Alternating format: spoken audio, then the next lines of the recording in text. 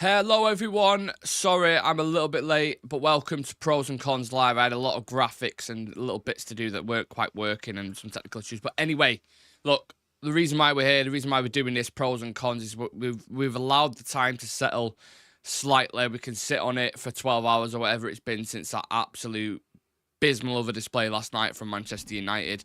And I kind of have to repeat this quote again.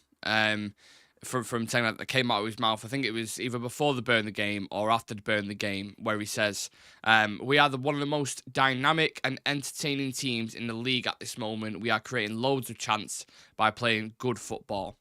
The question that springs to mind about the performance last night is that the nail in the coffin for Erik ten Hag?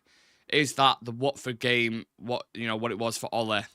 Is that the Liverpool game when Jose Mourinho got sacked? Is that the Palace game, ironically, where Louis van Gaal got sacked? Is it the David Moyes one against Everton? It felt like that last night. It felt like the rock bottom. Like, it really reminded me of the Watford defeat, where it was just kind of like, yeah, they're done. They're done. I mean, even Jamie Carragher last night was calling us one of the worst coach teams in the league. Paul Scholes said it's almost like a final nail in the coffin. Sometimes you get those moments where you think this is the end. I remember Solskjaer at Watford away, 4-1. It felt very similar to me. It felt like the end.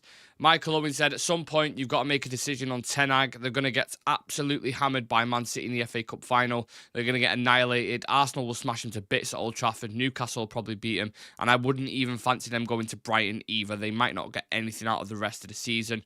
I've said it for a long time that Erik ten Hag is not the right man for this job. I've been saying it for ages and ages. He cannot continue and manage this team next season. 7 of last night's starting 11, by the way, were all his signings. So before anyone comes in the comments with anything about that, he signed him. Mount, Eriksen, Casemiro, Højlund, Anthony, Evans, Onana, all signed under Erik ten Hag, by the way. I had to pick someone like Eriksen over Amrabat, which me and Sam, deeply discussed yesterday, was a stupid decision for me. When I see him come on, I know I've criticised him in the past, and I know he's been a little bit sluggish at times, but you can't tell me he wouldn't have offered more protection and cover than Christian Eriksen. Like, it baffles me sometimes why ten Hag plays Eriksen there. And maybe he wants the creativity from deep. Maybe he wants a long ball. But when was the last time Eriksen got an assist like that? Or when was the last time we seen, an amazing through ball that someone's gone on to score? Or not even just building up from deep. Like, in the first phase yesterday, United really, really struggled. We couldn't, our passing network, I guarantee if you look at it, the majority of it was between Evans, Onana and Casemiro, because we just did not have a fucking plan at all. I'm going to get into the positives and negatives, by the way, but I'm just going to give you a kind of brief introduction before I dive into it. But that in our last 8 games, we've won 2. We're 8th in the league currently, as it stands. We now have conceded 81 goals in all competitions this season. That's the most since 1976. It's the 21st occasion on which United have conceded 3 goals or more during ten Hag's 21-month reign. United's 13th league defeat of the season, the most since 1989. United now have a Premier League goal difference of -3. They've not finished with a negative goal difference since that 89 season. United will end the season with a lower points total than 64 earned in the disastrous 2013 campaign under David Moyes. And with all that said, I think it's time to dive into the negatives, isn't it? The perfect kind of tee up. And the first one I'm going to discuss, you won't be able to see it on TikTok, but we've got the graphics on YouTube. And the first one we are going to discuss is the defensive display. Oh my God, that is the worst defensive display I think I've ever seen from United. Genuinely. I mean, the defending on every goal was it was so bad. It's clear a lot of these players are nowhere near Premier League level yet. They're starting almost every game, which, again, it does offer context because it's not all Erik ten Hag's fault. The players that he's got at his disposal are just simply shocking. Like, we're nowhere near it. And we've actually got lucky in a lot of the games because we was terrible. Let's say, for example, against Brentford, we was shocking, but we got away with it. They hit the bar a couple of times. Ivan Toney missed a couple of chances, and he had 30 to 31 fucking shots on goal. I mean, Hamid saying there, shocking defending in Onana's position. I'm going to talk about that. I'm definitely going to talk about Onana because, my God. Individual errors, yeah, like not clearing your lines, too much space, not going touch tight. The positioning for Onana, I can't remember what goal. It was Elise's goal, his second one. The positioning, he slaps the ball and you're like, right, that looks relatively powerful. You can understand why it's gone in, but then you see the different angle, and it's gone straight down the middle of the net. Now, Onana has had this thing all season, right? And I remember doing a video on him, and I really looked into why he was so kind of unorthodox in his approach, and he dived sometimes before the shot was actually made, and he just looked really awkward with shot stopping at times. And I looked into it, and at Ajax, basically, they was doing studies on it and tests, and he was saying it actually worked out better the way he was doing it, because he was kind of does that make sense? Predicting where it was going to go, so we'd have a head start. But when you see that yesterday, it just looks uncomfortable, and that's happened a couple of times. I haven't got the references to mind, but I know for a fact throughout the season there has been saves that he's done, or Brentford, I think there was one where he just kind of dives down too early, and it goes right in the corner, and he makes himself look absolutely stupid. And he made a mistake at the start of the game yesterday as well. So this all ties in with the defence that I'm talking about. I mean, the amount of goals we're conceding is unheard of, and quite a few of them have been against teams near the bottom of the table as well. 81 goals in all competitions. We've conceded over 300 shots on our goal. Do you need to say anything else when you're talking about the defence? Like, them stats are outrageous. For Manchester United, when we've spent the amount of money that we have, wrongly, 100% wrongly, the recruitment's been terrible. Spending 85 million quid on Antony, I mean, he's not even on the negatives today, but he should be, because he was quiet as fuck. I don't even know why I've not included him. He did absolutely nothing. Yes, nothing. And then, obviously, you saw the bit with Carragher that's just...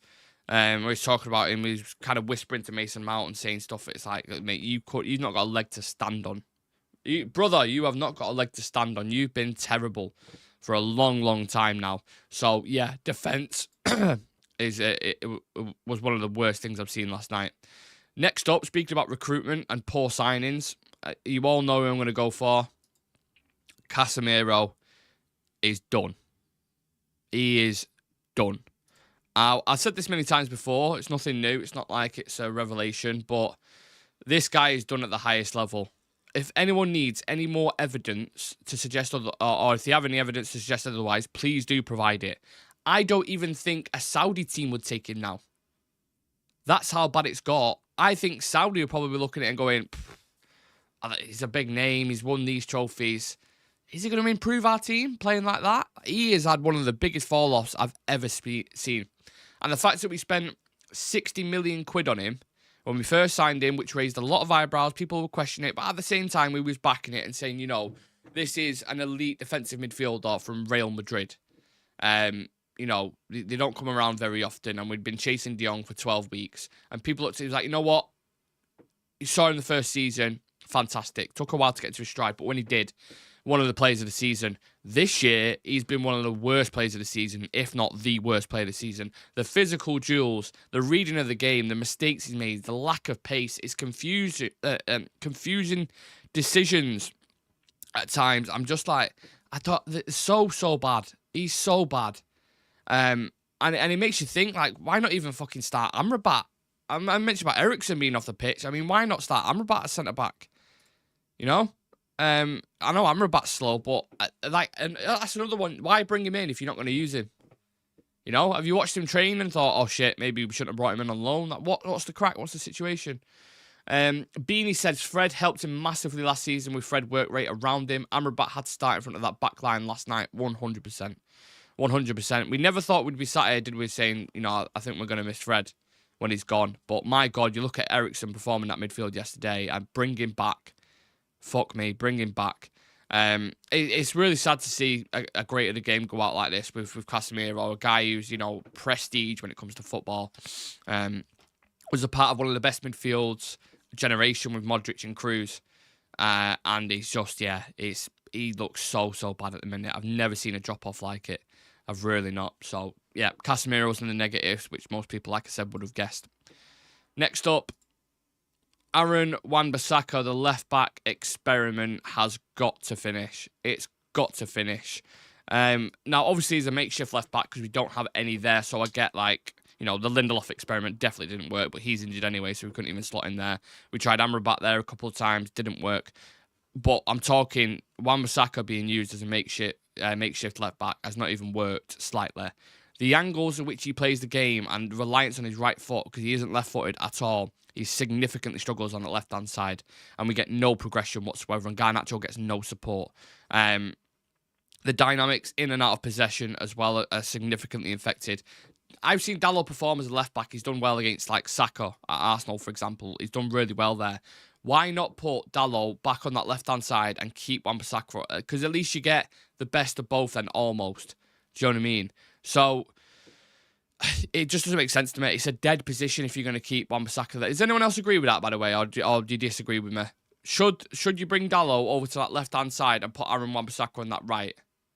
Surely that would be better. And I know people maybe say, well, then you lose your attacking impotence on the right-hand side. Not really, because did we see Dalot do much there yesterday? Not like, he didn't really get much on the ball from what I can remember. And if you're coming up against Elise or, these kind of guys who inverted anyway and they're tucking in, bring Dalot, put Dalot there. You'd be fine. You'd be absolutely fine. We've got Chelsea fan here in the TikTok calling at Finnish club. That's where we're at, people. Chelsea fan, of all people, telling us that we're a Finnish club. We're fucked. We're absolutely fucked. If Ten Hag, maybe we should bring in Darren Ferguson, surely as his father's gift. Not a chance, mate. Not a chance. You don't sign people because they're family members. You do not do that. Let's read out some comments before we get into the next negative. Soupy Special says, Onana can't pass the ball. Casemiro was useless. Evans is old. Wan-Bissaka has no left foot. Bang on. Sean says, not sure I should vote. I don't know what I want. I know a lot of the players gone. Charlie's saying we want all the players gone, but because of the team's so poor position right now, we'll not get many new players in the summer. The club is broke. I'm not expecting much this summer. PJ saying yes, said it before the game. And we seem to switch Wan-Bissaka, Dalot, and either flank dependent on the game. Would be best to just stick with one fixed way until we have a left back that can play. I just think Wan-Bissaka, who's better at left back? There's the question. Answer that. Who's better at left back, Dalot or Wan-Bissaka? Dalot, right? We'd agree with that. Put him at left back. Wan-Bissaka is better at right back than he is left back. It's a dead position when Wan-Bissaka is there. So play Dalot there, please. It doesn't make sense. The experiment's completely gone wrong. Next up on the negative list, we've got a few people. Don't worry about that. Technical ability of some of these players. Honestly, when United had possession of the ball last night, it looked like a Sunday League pub team. With the amount of bobbles and bounces and dodgy touches, misplaced passes that were going left, right and centre. Long balls from the keeper, from defenders, from Dalot, seen from midfielders. All over the shop. Even dribbling at times, all over the shop. The structure from the manager and the poor tactics throughout the season have obviously not helped this, but a better manager, I'm telling you right now, does not make this team a Champions League winning team. It doesn't. The quality is poor. It's way off. Absolutely way off. And I'm talking about the simple, fundamental things in football that we cannot do. We need, in my opinion now, going into the summer, when I'm looking at that team, we need to recruit players with very good technical ability. Elise was a prime example last night, and I'll talk about him towards the end of the show. But technical ability, winning mentality, able to perform under pressure. And the main thing for me that I'm watching that I do not see in this team is a physical stature and presence. Eriksen is quite literally a Danish pastry. He's flaky as fuck. He can get pushed off the ball by a 12-year-old kid. He's weak as fuck. Johnny Evans only just come back from injury, 36 years old. You saw him against Mateta, just fucking way off it. Even people like Dalot and Mainu and these guys, like small in stature, we need physical, strong players with a blend of technical ability as well. We talk about even the small piece, the small things like set pieces, just 1v1 duels. We're just no way near good enough, and that obviously adds to a list of things, problems at the club.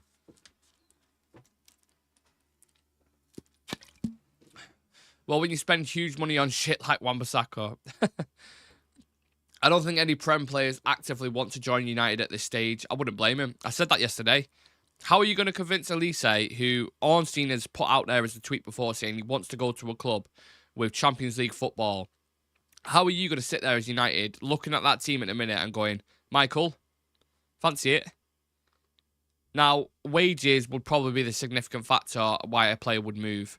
and like, exposure and wages is the only thing we can offer as a club at the minute. Can't offer trophies. Can't offer Champions League football. Can't even offer fucking Conference League football at this point.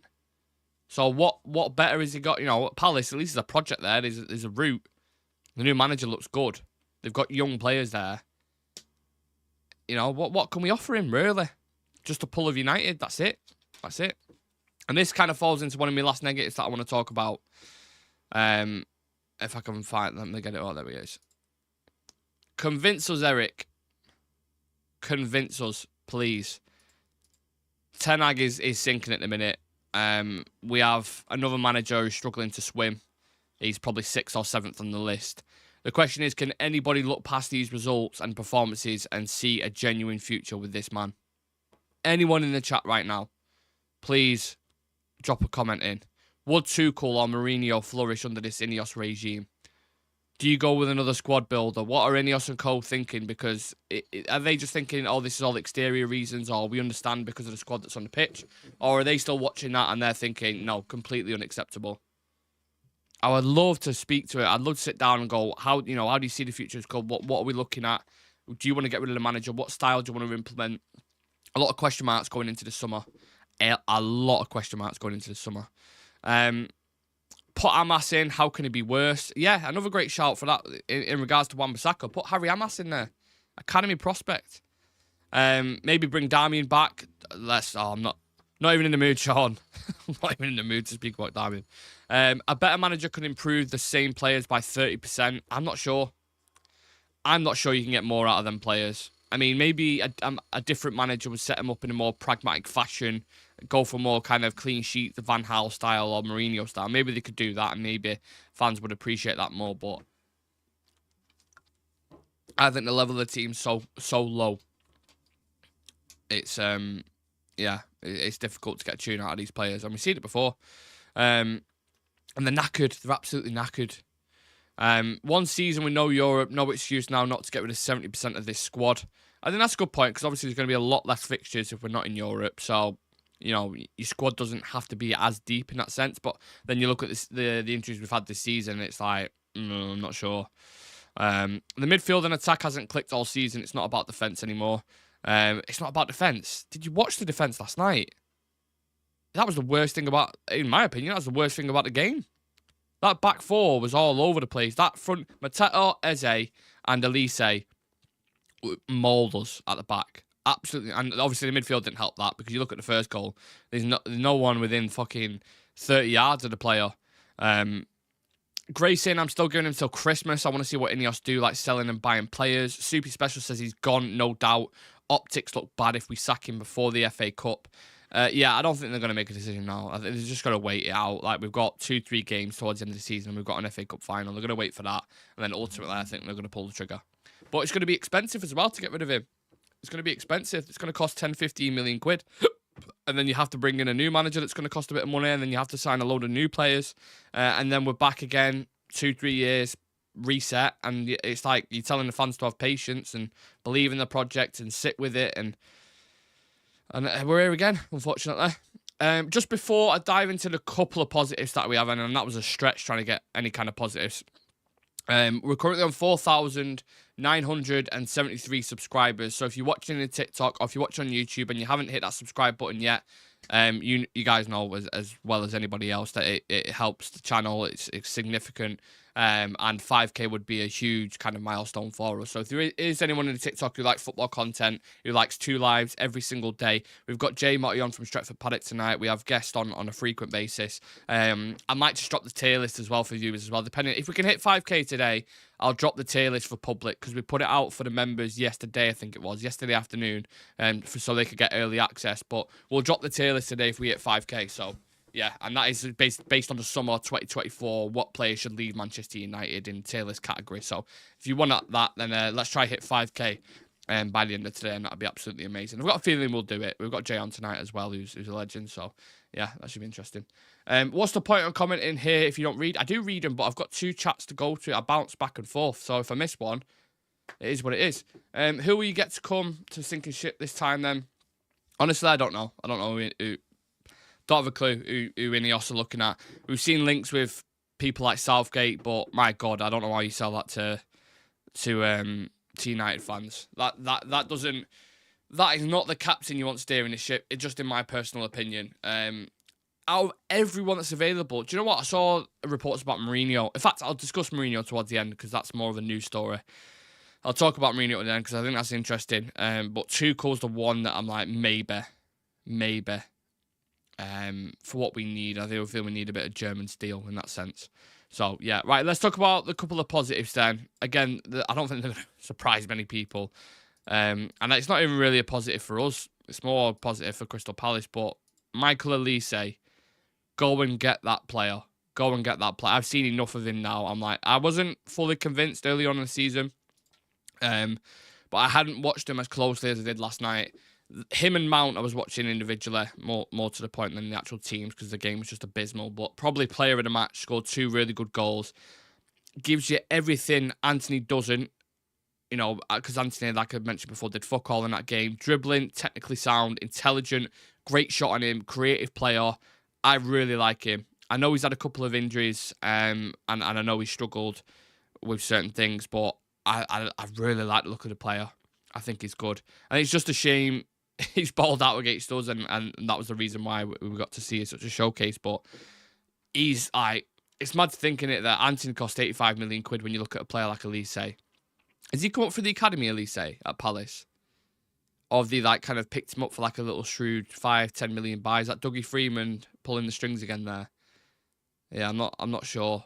Someone will know in the chat anyway. But yeah. David Pearson says, I've never looked forward to the end of a season more in my whole life. There's not a cat in hell's chance they'll keep Ten Hag. The number one thing this team needs is 2 DMs that actually stay in the right areas of the pitch. I mean, even N'Golo Kante struggle in this system, wouldn't he? Sean saying, wouldn't mind giving Amarin a go if Eric Ten Hag is sacked, but if it can be done, I'd go for Emery. We've got Barada and Ashworth eventually out of the clubs. Surely we could entice Emery as well. I think it'd be difficult. And Emery has a lot of power at Villa as well. So I don't know if that would necessarily work.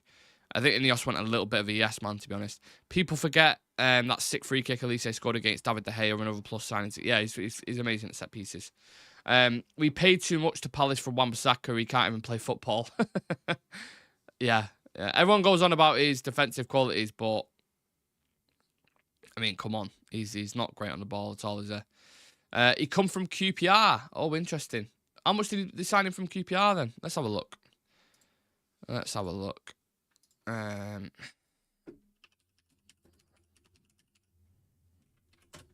I'm going to guess it's going to be about 10 million or something in it, surely.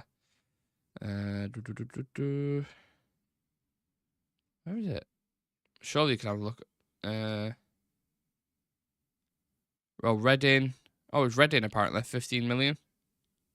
Oh, he's on loan to Reading. Yeah, Reading. It weren't QPR, it was Reading. So, yeah, they signed him 15 million euros, I think it was. At the age of 19 in June 2021. 15 million euros.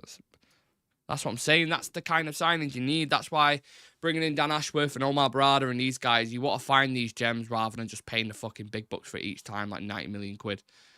You're not getting Elise. Palace are building a project and he's key to it. Well, he's got a release clause, hasn't he? So we'll see about that. Same colours close. Yeah, not far off. White and blue. Yeah, fair. Right, next up on the positives list, and the last positive, I have to admit, the away fans last night were incredible. Incredible. This team, again, like Sam said as well, that team does not deserve those fans. Arrived in numbers, sang for the whole game, was clapping the players even after that fucking terrible performance. Travelled to London on a Monday night, probably didn't get back home until, gone past 12 o'clock, unless he stayed over there. We have one of the best set of away fans in the league, if not in Europe. Like, fair play to him at the end there, clapping that, because I would have been fucked off at about 3 o'clock. After the third goal, I would have just been like, done with this guy, man. Done with this guy, done with these players. And again, it's like, back at square one after fucking 2-3 years of patience with Ten Hag. Let's invest in, let's get rid of some of these players. And then somehow we're worse off now than we was under Rangnick and Ole. And we're sat here again saying we need to get rid of all the deadwood and all the players and the manager and da-da-da. And it's like, what a fucking merry-go-round this club is. Honestly, it's so hard being a United supporter.